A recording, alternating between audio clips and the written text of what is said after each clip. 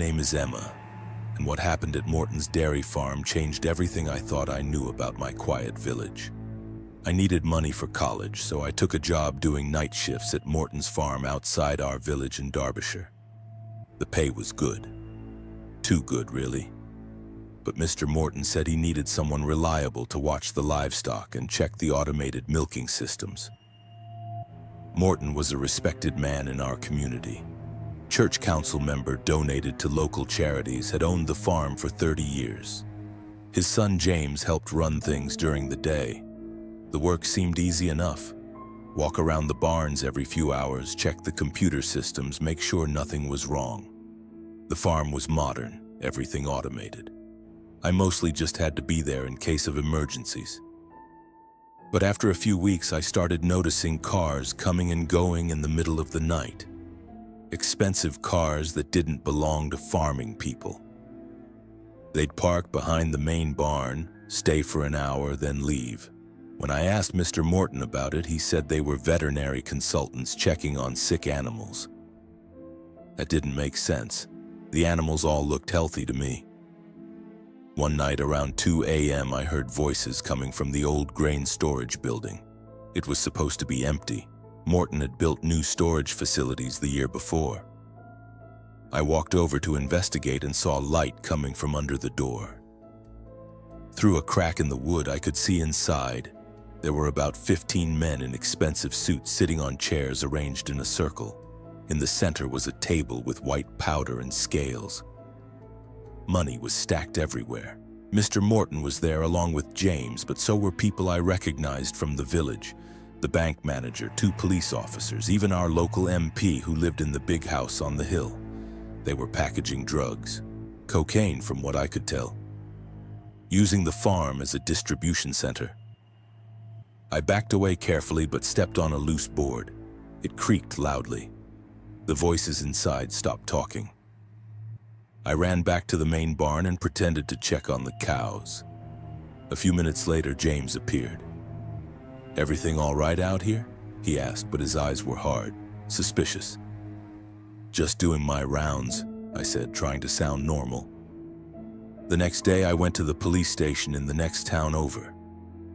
I couldn't trust our local officers. I'd seen 2 of them at that meeting. I told a detective what I'd witnessed, gave him names and details. He took it seriously. Said they'd been investigating drug trafficking in the area but couldn't figure out how it was organized. A legitimate farm operation was the perfect cover. They set up surveillance on the property, but it took weeks to gather enough evidence. Meanwhile, I had to keep working my shifts, pretending I hadn't seen anything. Every night I was terrified someone would realize I knew. Then one evening, Morton pulled me aside. "Emma, I hear you've been asking questions around the village," he said quietly. "About the farm, about visitors we have."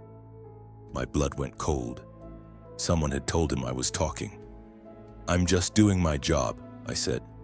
"I know you are, but some jobs require more discretion than others. You understand?" He was threatening me. This man I'd known since childhood, who taught me to drive a tractor when I was 15. That night I called the detective and told him I couldn't wait any longer. They had to move now. The raid happened 3 days later. Police surrounded the farm at 1 a.m. when the next meeting was scheduled. They caught the entire operation. Morton, James, the bank manager, both police officers, and 12 others, including the MP. They found £2 million worth of cocaine, detailed financial records, and evidence the operation had been running for 5 years. The farm's legitimate business was just cover for moving drugs across the country. Morton had been using his reputation in the community to stay above suspicion. No one questioned why successful businessmen visited his farm at night. They assumed it was normal agricultural business. The whole thing made national news. Our quiet village was suddenly famous for all the wrong reasons. 14 people were convicted, including the 2 corrupt police officers. Morton got 12 years. James got 8. I finished college with the reward money the police gave me for helping break the case. But I moved away from the village afterward. Too many people there blame me for destroying families, for bringing shame on the community. The farm was sold to new owners who actually use it for farming. But I learned something important from all this. Criminals aren't always strangers in dark alleys. Sometimes they're the people everyone trusts, hiding in plain sight in places you'd never think to look. When something feels wrong, it usually is, even if the person involved seems respectable, even if everyone else thinks they're wonderful. My name is Tom, and I need to tell someone what really happened at Riverside Farm before the police closed the case. I was hired as a farmhand last October. The owner, David Hartwell, seemed normal when we met. Middle-aged guy, friendly enough. He offered good money and a place to stay in his old farmhouse. I needed work badly after losing my job in Manchester, so I said yes. The farm was isolated, 20 miles from the nearest town, surrounded by thick woods. David lived alone in the main house while I got a small room upstairs.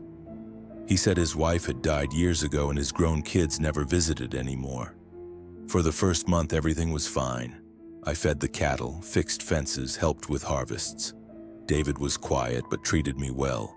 Paid on time, cooked decent meals. I thought I'd found the perfect job. Then I started noticing the smell. It came from the old barn at the back of the property. David always kept it locked and said it was just storage. But the smell got worse every day. Sweet and rotten like meat left out in the sun. When I asked about it, David's whole mood changed. "Stay away from that barn," he said. His voice was different, cold. "That's not your concern." A few days later, I was fixing a water pipe near the barn when I heard something moving inside. Not rats or birds, something bigger. And then I heard what sounded like crying. Very quiet, but definitely human. I tried the door, but it was locked with 3 different padlocks. That night I couldn't sleep. I kept thinking about that sound. About David's reaction when I asked questions. The next morning, David was gone. Left a note saying he had business in town and would be back in 2 days. This was my chance. I found a crowbar in the tool shed and broke the locks. The smell hit me like a wall when I opened the door. Inside was dark, but I could see a trapdoor in the floor. That's where the smell was coming from. I lifted the trapdoor and nearly threw up. Below was a small concrete room, maybe 8 feet square, and inside was a girl, maybe 16 or 17, chained to the wall. She was alive but barely conscious, thin, dirty, terrified. "Please," she whispered when she saw me, "please help me." I got her out of there immediately, called the ambulance and police while she drank water and ate some bread. Her name was Sarah Mills. She'd been missing for 8 months. Her family lived in Leeds and thought she was dead. She told me David had taken 3 other girls over the years, kept them in that room for months before killing them. She only survived because she was small and could make herself useful cleaning his house during the day. He was planning to kill her soon and bring someone new. When the police searched the property, they found the remains of 4 other girls buried in the woods behind the barn. All young, all reported missing from different towns over the past 5 years. David came back that evening and found police cars everywhere. He tried to run but crashed his truck into a tree 2 miles down the road. Broke his neck and died instantly. Sarah is alive and back with her family now. The other families finally got answers about what happened to their daughters. The case made national news for weeks. I still have nightmares about that smell, about thinking how many times I walked past that barn without knowing someone was trapped inside calling for help. If I hadn't heard her crying that day, Sarah would be dead too. The farm is empty now, for sale, but nobody wants it. I moved back to the city and got a job in a warehouse. I'll never work on an isolated farm again. Sometimes people ask me how I knew something was wrong. The truth is, I almost didn't check. I almost minded my own business like David wanted. That's what scares me most. How close evil can be to normal life, and how easy it is to miss if you're not paying attention. My name is Mark, and I survived something at Blackwood Hunting Lodge that still gives me nightmares. I took a groundskeeper job at a private hunting lodge in the Scottish Highlands. The owner, Richard Ashford, was a wealthy businessman from London who used the place for weekend hunting trips with his friends. The lodge was huge and isolated, surrounded by dense forest. Richard seemed normal enough when he hired me. Polite, well-dressed, talked about traditional hunting. My job was simple: maintain the grounds and help prepare for guests. For the first month, everything seemed fine. Richard would come up with groups of older, wealthy men for weekend hunts. They'd go out with rifles and come back with deer or rabbits. Normal stuff. But then I noticed something odd. They'd leave with huge amounts of equipment for day hunts, but always came back empty-handed. No game, no trophies. Yet they were always excited, laughing and congratulating each other. One day, while cleaning Richard's office, I accidentally knocked over a folder, photographs scattered everywhere. At first, I thought they were normal hunting photos, men posing with their kills. But the kills weren't animals, they were people. Young hikers and campers lying dead while Richard and his friends posed with rifles, grinning like they'd just won a prize. Dozens of photos going back years. I heard footsteps and quickly put the photos back. Richard walked in, watching me carefully. "Everything all right, Mark?" he asked. That night, I saw trucks leaving the lodge toward the restricted forest area. I tried calling police, but the signal was weak. I managed to report what I'd found before the line died. The next morning, Richard came to my cabin with 2 armed friends. "We need to talk," he said. They took me deep into the forest where they had a camp set up. 3 young backpackers were tied to trees, 2 men and a woman terrified and gagged. "Hunting animals gets boring," Richard explained calmly. "No real challenge, but people run, hide, fight back. It's the ultimate sport."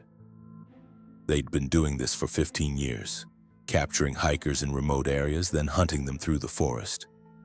Police thought these people just got lost in the wilderness. They untied one of the captives and gave him a 10-minute head start. Then they grabbed their rifles and followed. 3 hours later, they came back dragging his body. "Your turn tomorrow," Richard told me. But that night, police helicopters appeared overhead. My phone call had gotten through. Armed officers surrounded the camp just as they were preparing the next hunt. All 6 men were arrested. Richard tried claiming self-defense, but the photos proved everything. Police found evidence of 20 murders over 15 years. The whole group got life sentences. The 2 surviving captives recovered physically, though the trauma stays with them.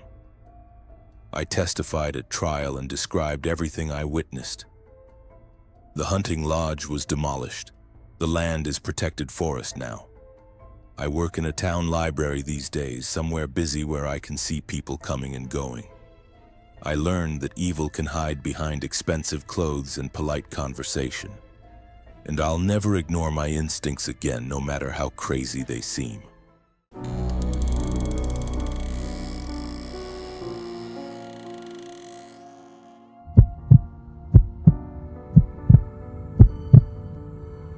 I've always prided myself on being observant, but what happened at that rental house still makes me question everything I thought I knew about ordinary suburban life. After my divorce finalized last spring, I needed a fresh start somewhere affordable. The Craigslist ads seemed too good to be true. A 3-bedroom house in a decent neighborhood for $800 below market rate. When I called, the landlord was almost desperate to get someone moved in. He mentioned the previous tenant had left suddenly, but assured me everything was perfect. I should have asked more questions. The first month was exactly what I needed. Quiet streets, friendly neighbors, and enough space to rebuild my life. I worked from home, spent evenings unpacking boxes, and slowly began to feel like myself again. The house felt normal, lived in but not haunted by someone else's presence. Then the visitors started coming. The first knock came at 12:47 a.m. on a Tuesday. Through the peephole, I saw a man in his 40s wearing a wrinkled suit. shifting his weight impatiently. When I asked what he wanted through the door, his response chilled me. "I need to speak with Marcus Torres. We have unfinished business." I explained that Marcus no longer lived here. The man's laugh was dry, humorless. "Look, I know he's in there. Marcus owes my client $15,000, and we're not leaving until we get it." No amount of explaining convinced him. He circled the house twice, checking windows, before finally leaving. I called the landlord the next morning, but he just said some people take time to update their records. The second visit came 4 days later. 2 men this time, around 2 a.m., claiming Marcus had borrowed money for inventory. They knew details about the house that unnerved me. Which bedroom had the loose floorboard, that the basement door stuck, unless you lifted the handle. When I threatened to call police, one smiled and said, "Marcus probably told you we'd say that." I started researching Marcus Torres online. The trail was frustratingly thin. No social media profiles, no public records, beyond basic property searches. It was as if he'd existed just enough to sign a lease, then vanished. The most disturbing visit came on a Thursday night. I was working late when I heard keys jingling at the back door.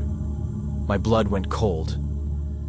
I'd had the locks changed when I moved in, or so I thought. The door opened, and a woman in her 50s walked into my kitchen like she owned the place. She seemed genuinely surprised to see me sitting at the table with my laptop. "Where's Marcus?" she asked, not threatened, just confused. "He doesn't live here anymore. Who are you? How did you get in?" She held up a set of keys.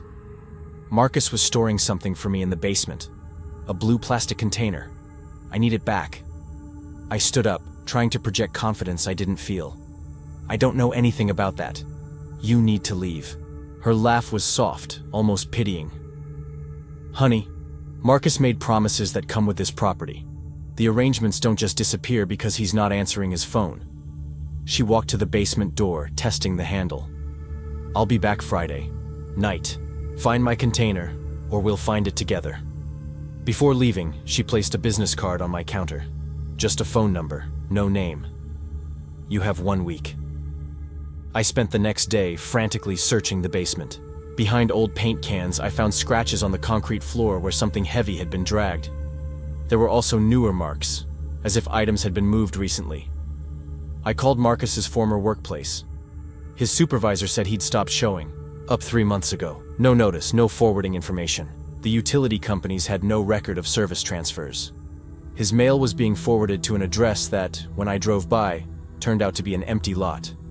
Marcus Torres hadn't just left suddenly. He'd disappeared entirely.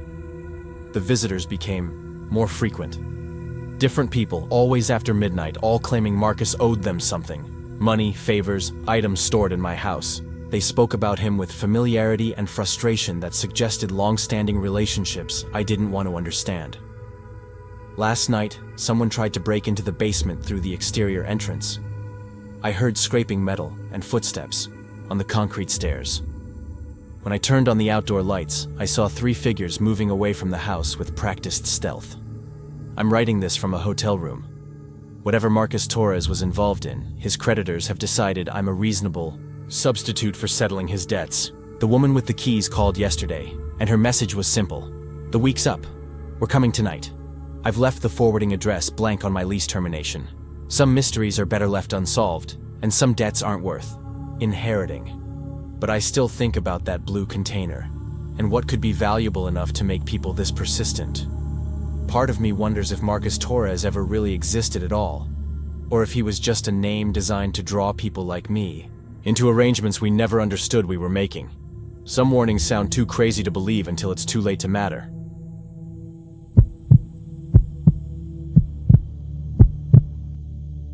There's something profoundly unsettling about realizing that the person you trust most, yourself, has been systematically deceived. I used to sleep soundly, confident that my apartment was a sanctuary, that locked doors meant privacy, that my elderly neighbor across the hall was nothing more than a harmless, quiet man. But over the course of 3 terrifying months, those assumptions crumbled. What I thought was paranoia became undeniable. What I thought was overthinking became reality. The human mind is good at protecting itself. When something feels wrong, but doesn't make sense. We create innocent explanations. We blame ourselves. A moved object becomes forgetfulness. An unlocked door is just distraction. A strange sound? Just the building settling. But eventually, there's too much to excuse. When I first moved into Riverside Apartments, I was relieved. I'd just gone through a bad breakup and needed a fresh start. The unit was on the second floor, had great natural light, and came partially furnished, which was perfect. It felt like a safe, quiet place where I could begin again. Mr. Chen lived directly across the hall. He was in his 70s, always. Neat and polite, wearing pressed slacks and button-up shirts. His door was painted the same beige color as mine, but somehow, it always felt like his presence made the hallway colder. At first, I thought I was imagining it, how he always appeared the exact moment I got home. I'd unlock my door, and there he was, stepping into the hallway. "Good evening, Sarah," he'd say in his careful voice. "Working late again?" It felt strange. No matter what time I came home, he'd appear, sometimes within seconds. I tried changing my schedule to throw him off, but it never mattered. He was always there, always watching. 3 weeks in, I noticed my laptop had been slightly rotated on my kitchen table, just a few degrees. But I'm very particular about how I leave things. I checked the spare key under the fake plant outside, untouched. There was no forced entry, nothing missing. Still, I couldn't shake the feeling. Then came the bedroom door. I always leave it shut when I leave, but twice in 1 week, I came home to find it slightly ajar. Same angle both times, like someone had opened it just enough to peek in. Little things kept happening. My toothbrush angled differently. My journal moved from the nightstand to the dresser. A coffee mug shifted a few inches. Prescription bottles rotated so their labels faced outward. The details were subtle, easy to dismiss, but they accumulated. My home no longer felt like mine. I started to lose sleep. The building made normal noises, sure, radiators, pipes, footsteps. But I began hearing something new. A soft, steady clicking sound inside the walls. Not pipes, not natural. Something deliberate, something mechanical. But the worst moment, the one that shattered everything, was the journal. Since the breakup, I'd been writing in it regularly. Raw thoughts, private fears, things I hadn't said out loud to anyone. One night I came home and found it in a different spot, slightly pulled from where I left it. My stomach dropped. I knew it had been touched. I couldn't take it anymore. I needed answers. I told Mr. Chen I had a double shift at the hospital and wouldn't be back until morning. I made sure he heard me leave. The door slammed. My footsteps echoed on the stairs. But I didn't leave. Instead, I parked around the block and snuck in through the back fire escape. I crept up the metal stairs and peeked through my own living room window. What I saw still haunts me. Mr. Chen was inside my apartment. He wore latex gloves. In one hand, he held a digital camera. In the other, my journal. He was photographing, each page carefully catching the light with the lamp. Not just the journal. He photographed everything. My bills, my pills, my fridge. And then, just as carefully, he placed each item exactly where it had been. He'd done this before, probably many times. The next morning, I knocked on his door, heart pounding. When he opened it, his expression was calm, like he'd expected me. "You were in my apartment," I said. He didn't flinch. "The landlord gave me access," he said evenly.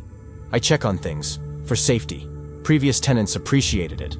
His tone made it worse, calm, like this was routine. I ran to Mrs. Patterson, the landlord. She was horrified. "I never gave him a key," she said. "He's lived here forever, but he's not staff. He's not allowed inside any units." When I asked about past tenants, she hesitated. "3 women broke their leases in your unit the past 2 years.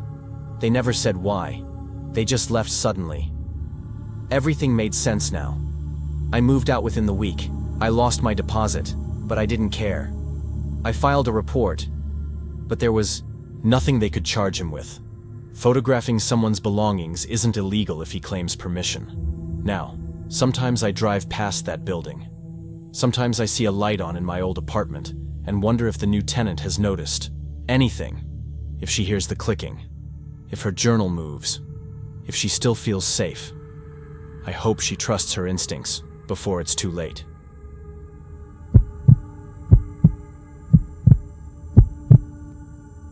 I'm a night shift nurse at Metropolitan General, and for 2 years, I've relied on rideshare apps to get home safely after 12-hour shifts. But 3 weeks ago, something started happening that's made those late-night rides terrifying. It began with Kevin. At first, I thought it was coincidence when he picked me up for the second time. Mid-40s, clean car, polite conversation. But by the third ride, I noticed he always knew it was me before I got in, never asking my name. "Hey there, heading home from another long shift?" he'd say with that same smile. The fourth time Kevin picked me up, he was driving a completely different car. Same license plate numbers, just rearranged. When I mentioned it, he laughed it off, saying he drove for multiple companies. But it felt rehearsed. Kevin started showing up every fourth ride, always in different cars with those same plate digits. He began asking personal questions. Which floor I worked on, what patients I dealt with, how long I'd lived in my building. Something about how he absorbed every detail made my skin crawl. Then he started taking longer routes. Not drastically, longer, but enough that I'd notice more direct streets. When I'd point this out, he'd blame traffic, though I never saw evidence. 15-minute rides stretched to 25.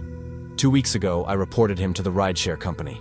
The representative returned with an answer that made my blood run cold. "Ma'am, we don't have any driver named Kevin in our system." I gave them the license plate digits. No match. No driver by that name, no vehicle with those numbers in any configuration. But I wasn't mistaken. I'd heard him answer phone calls.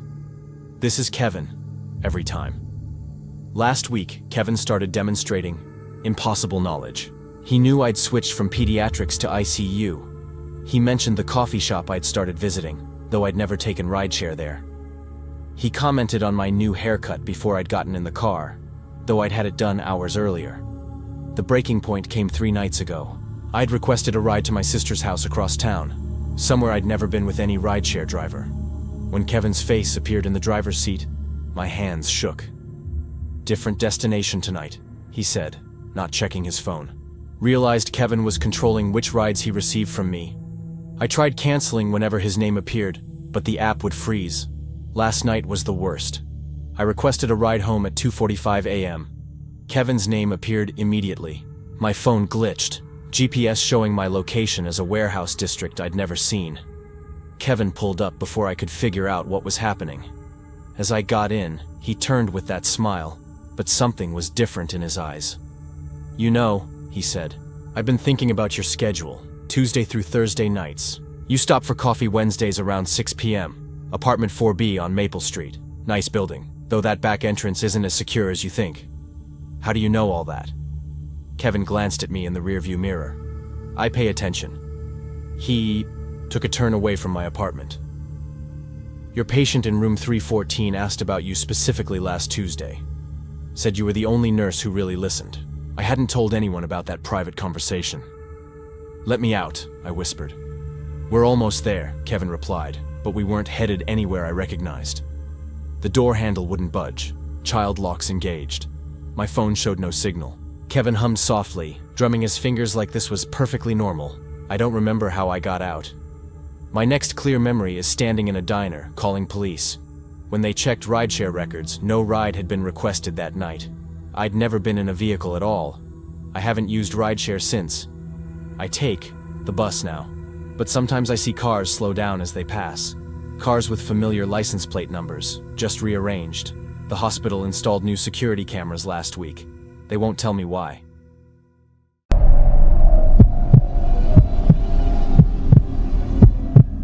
I work as a night nurse in a hospital that has been around since the early 1900s.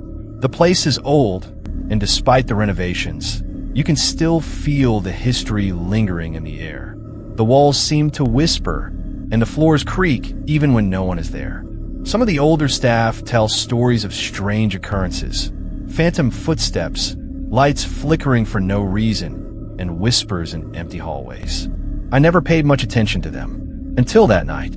I was assigned to the 4th floor, a section mostly reserved for long-term patients and the terminally ill.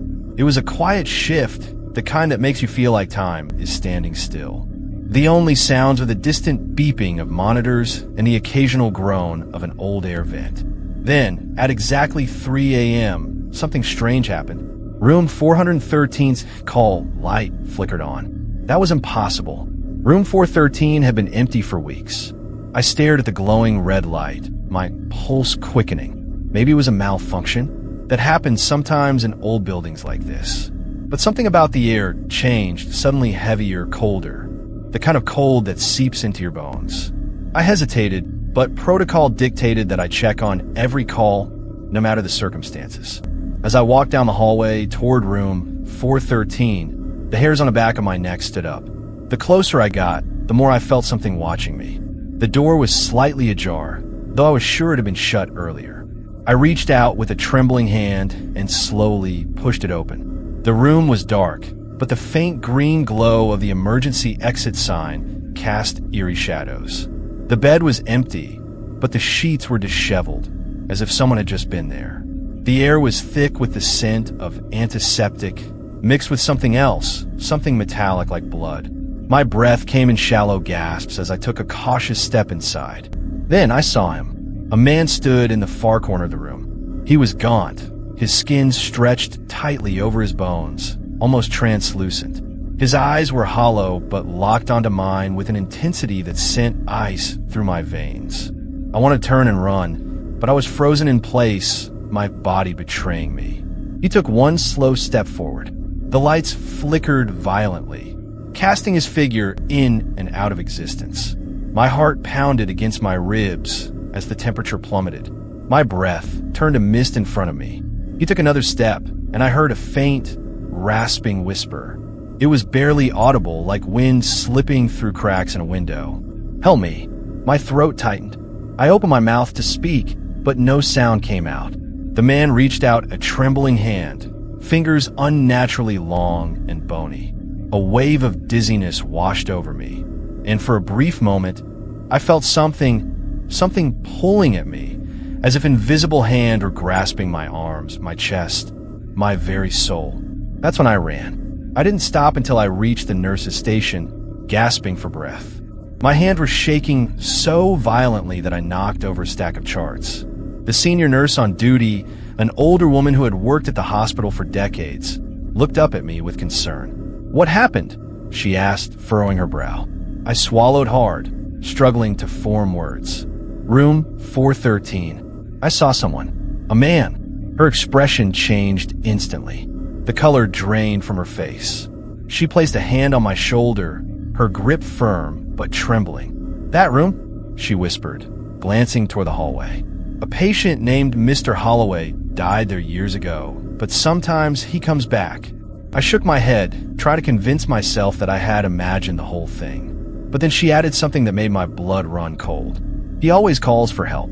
I looked down at my arms and realized something that I hadn't noticed before. Faint, finger-shaped bruises had formed around my wrists.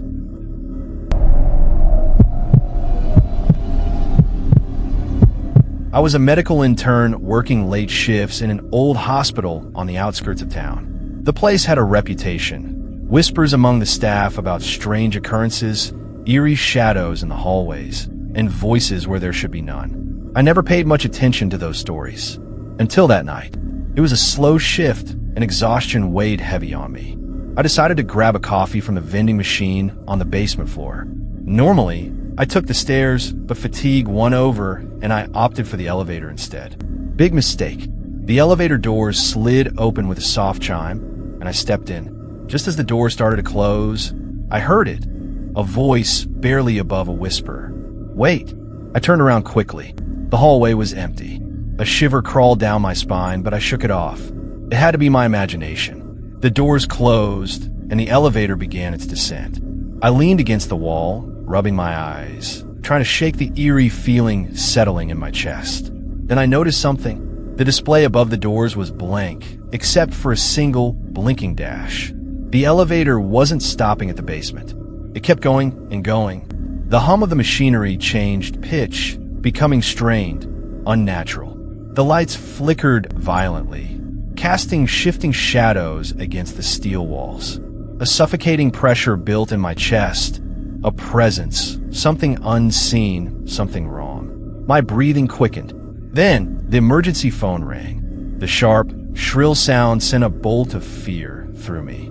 I hesitated, my fingers hovering over the receiver before finally picking it up. Static hissed through the line, then a distorted voice, broken and uneven. "Don't look up."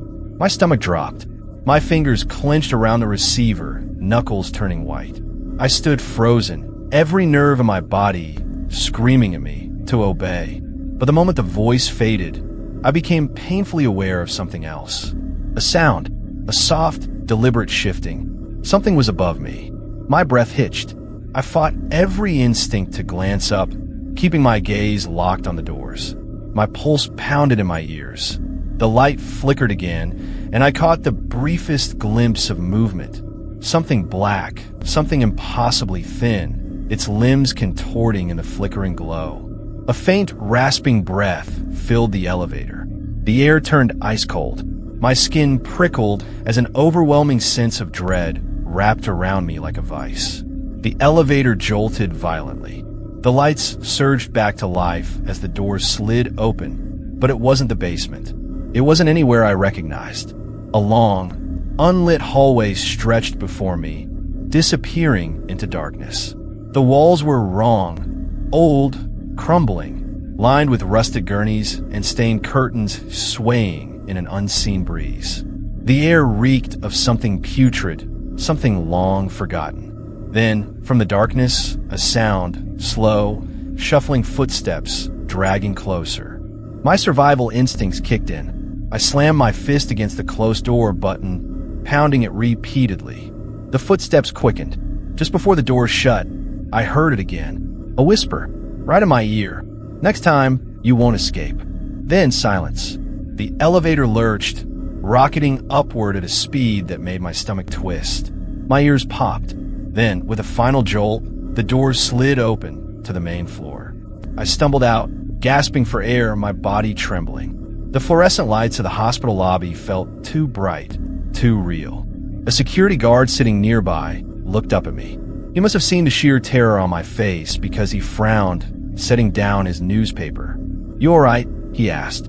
I turned, pointing at the elevator, my voice barely steady. Something's wrong with it." The guard's expression darkened. He let out a slow breath, shaking his head. "That elevator's been out of service for years."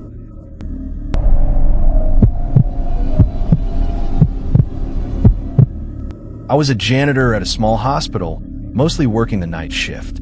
The job was quiet for the most part, and I liked it that way.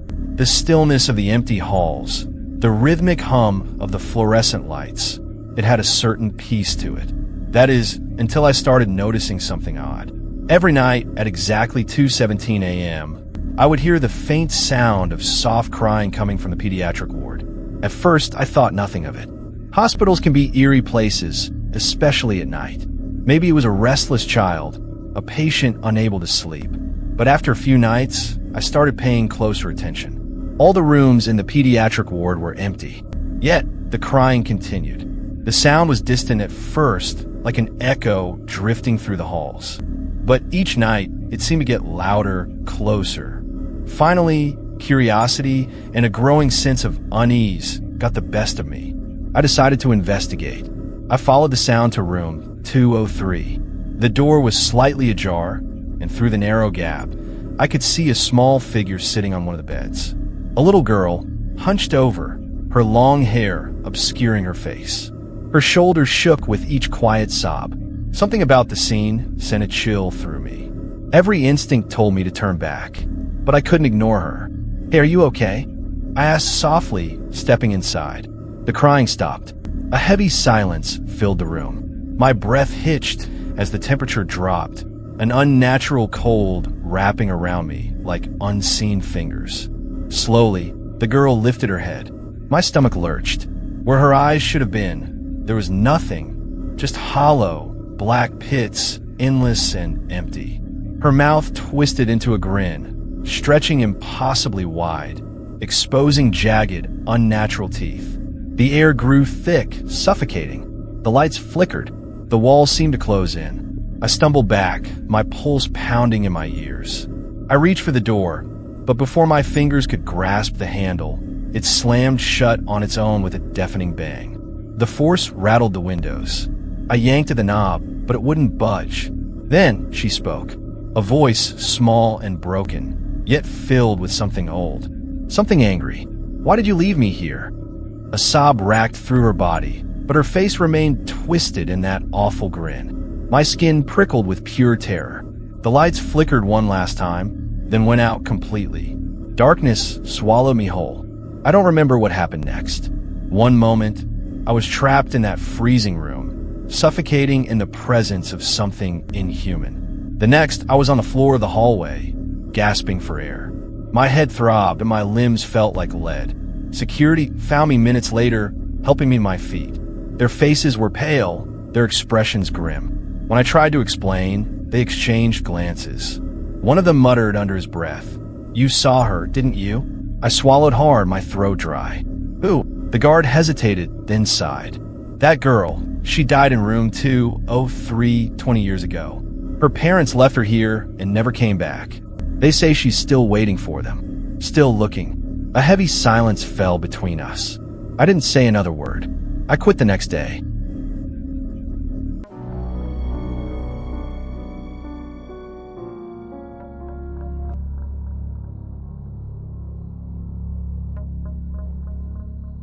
It all started just a week ago, but it's been playing on a loop in my mind ever since.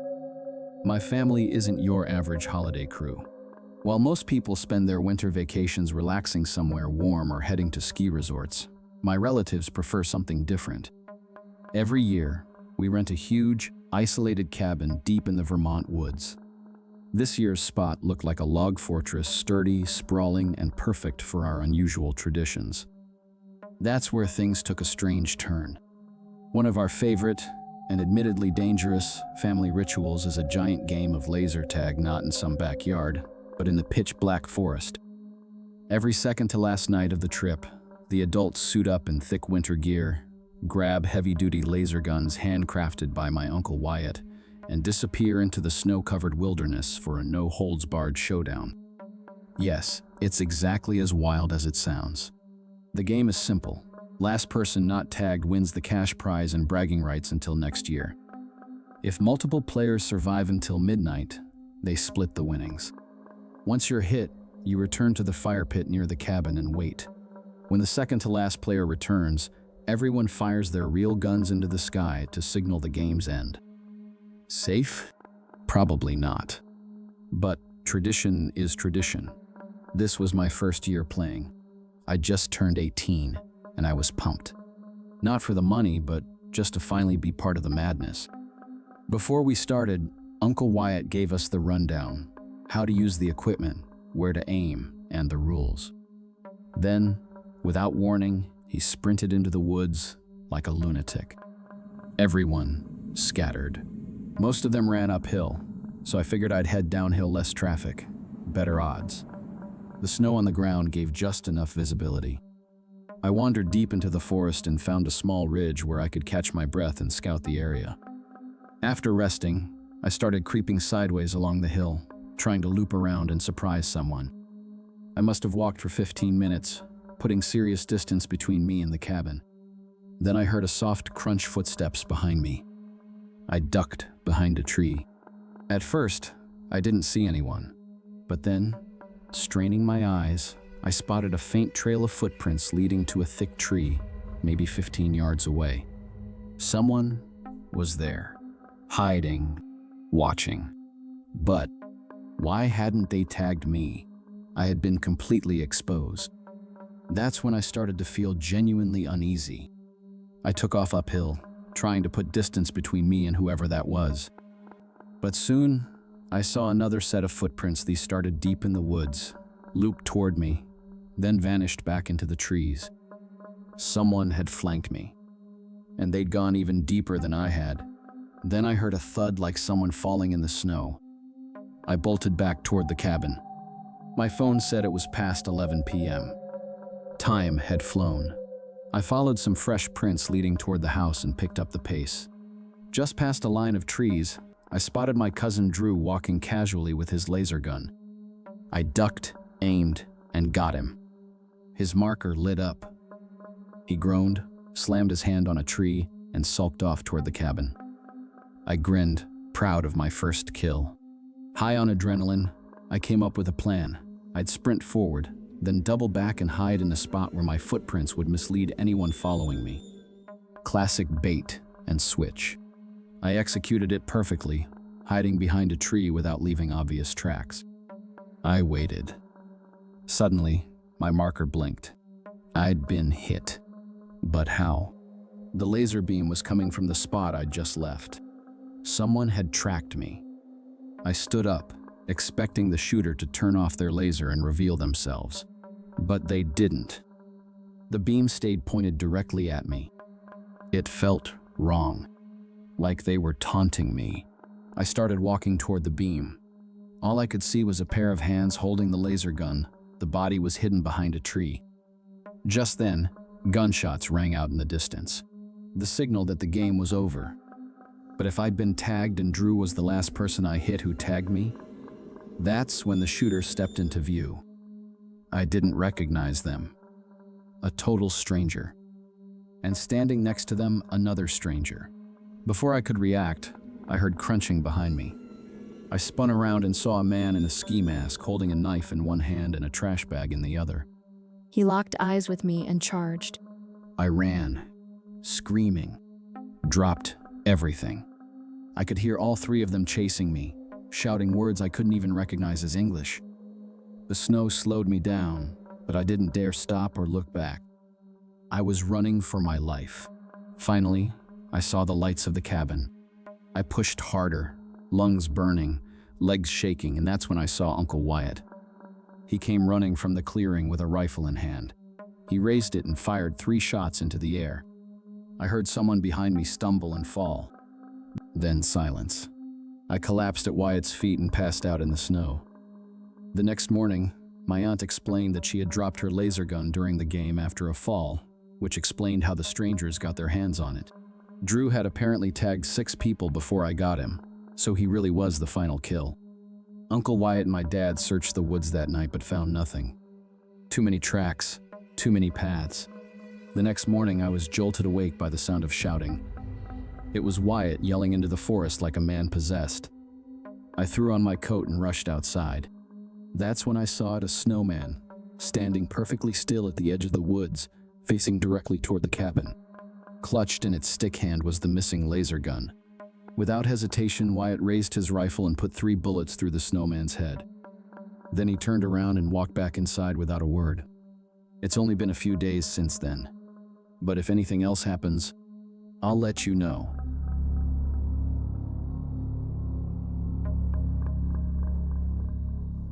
Middle school left me with more awkward memories than I'd care to admit, but one in particular still haunts me. It wasn't just weird or uncomfortable. It was deeply unsettling, the kind of experience that clings to you years later, no matter how badly you want to forget. I didn't have many friends back then. Just 3: Nolan, Eli, and Corey.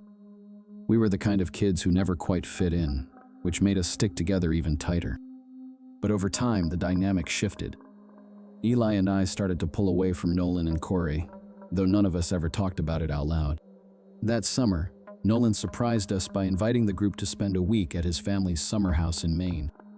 None of us had even heard of the place, a secluded island somewhere in Casco Bay. Given how private his family always was, it didn't shock us. They were unusual, but that's a whole other story. The car ride was long and tense. I had a cold and kept sneezing, which irritated Nolan's dad, who was clearly a germ freak. Corey and I also argued the whole ride over something silly typical for us. We had to take a ferry to reach the island, and that part was at least a little exciting. The house was small but cozy. It felt like stepping into another reality. I don't know how else to put it. The island itself had a surreal vibe. Everyone seemed to know Nolan. Even strangers on the street greeted him by name. We spent most of our time biking, and for kids our age, that was perfect. On the second day, I noticed my favorite Barcelona snapback was missing. I was heartbroken. It was the only soccer merch I had. Nolan guessed I'd left it on the beach, but I was sure I'd brought it back. I even cried to his dad, who brushed me off and told me not to let something so trivial ruin the trip.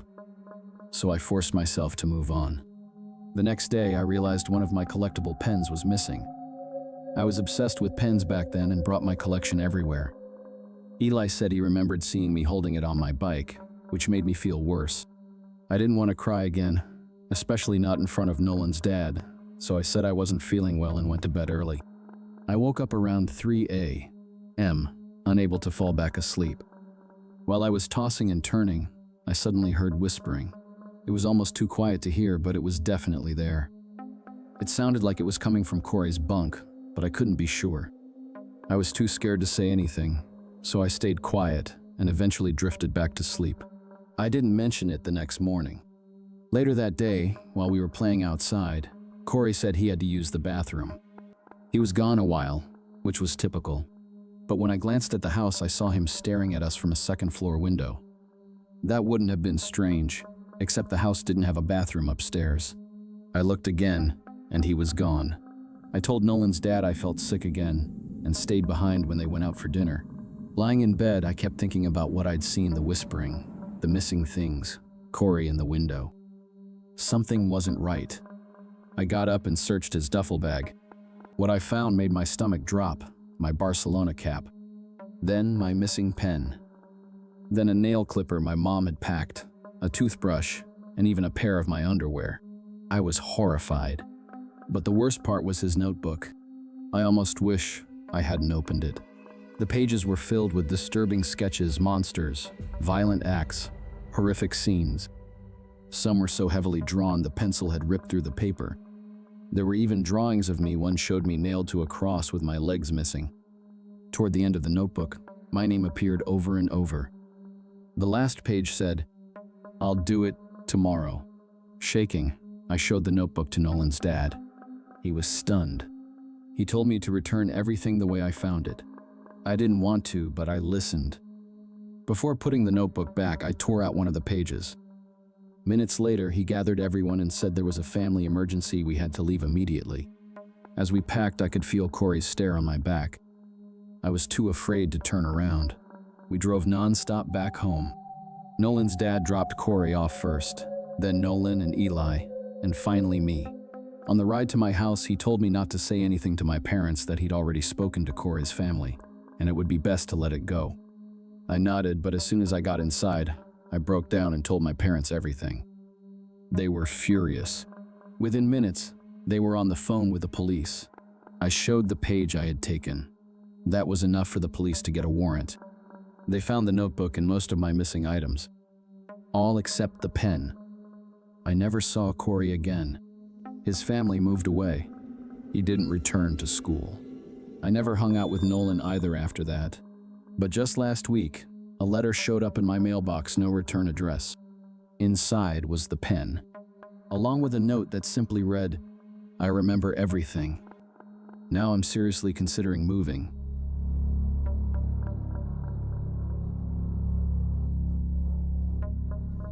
By the time senior year rolled around, I realized I'd spent every spring break stuck on campus. While everyone else jetted off to beaches and booze-fueled getaways, I stayed behind, partly because of money, partly because I just didn't bother. But that final year hit different. I couldn't shake the feeling that I'd missed out on something. So I decided it was time to do something, anything, before college ended. I still couldn't afford international travel, but my girlfriend Erin started searching for low-cost options closer to home. She ended up finding this quiet little cabin tucked deep in the woods of Lake County, California. It had an old-school charm, a fireplace, a vintage record player, a hot tub, and absolutely no cell reception. Definitely not a wild beach party, but it felt like the perfect kind of escape. We invited her best friend Zoe and her boyfriend Nick to join us and make it a double-date getaway. None of us had ever done a vacation like this together, so we were excited. The drive was about 2.5 hours. Nick had a ridiculously small Mini Cooper, so the girls had to squeeze in the back. He was weirdly touchy about his car. Every time someone brought it up, he got defensive. Still, it was a convertible, so at least the ride felt breezy. We arrived just after 8 p.m. It was completely dark, and the cabin looked a little creepy with no lights on and trees pressing in from all sides. Still, the inside was cozy. That first night, we hung out by the fire, opened some wine, played board games, and just relaxed. The second night was more lively. We finally convinced Nick to join us in the hot tub, which was in its own screened-in room connected to the back of the cabin. We brought drinks, cranked up some music, and started a game of Never Have I Ever. Everyone was loose, laughing and buzzed. Then a flash of light, blinding and fast, lit up the entire spa room like a lightning strike. But there were no clouds, no thunder, just light. We froze. I turned off the music. No one said anything. I climbed out of the tub and stepped out onto the back deck. All I could see was blackness and forest. Then I heard it, a sharp clicking sound. It came from somewhere deep in the woods. Then another from the opposite direction. Then a third. Seconds later came the whistling, from multiple places at once. It felt like the trees were closing in. I yelled for everyone to get inside. We slammed the door shut and locked everything. Sitting in the living room, soaked and shivering, we tried to come up with explanations. A prank? Locals messing with us? Then came the banging. Someone was pounding on the front door hard. Zoe panicked. Erin was already crying. I grabbed the biggest kitchen knife I could find and told Nick to call the police. I shouted that I had a gun, a bluff, of course. The pounding stopped. Nick said the cops were on the way, but we were in the middle of nowhere. No clue how long it would take. Everything was silent for a few minutes, until the living room window shattered. A rock crashed through it with so much force it knocked over a lamp. Screams. Glass everywhere. I told everyone to run upstairs and lock themselves in. I stayed downstairs, knife in hand, waiting for someone to try to climb in. But no one came. Instead, I walked to the broken window and picked up the rock. Taped to it was a note, written in jagged black marker, L-E-A-V-A. Minutes later, the police finally arrived. They swept the property, searched the woods, questioned us, but found nothing. No footprints. No people. No explanation. We weren't going to stick around for round 2. We didn't even wait until morning. We packed up and got out of there that same night. The Airbnb host gave us a full refund without hesitation, but completely ignored all of our follow-up messages. Erin's convinced they knew something, maybe even expected something to happen.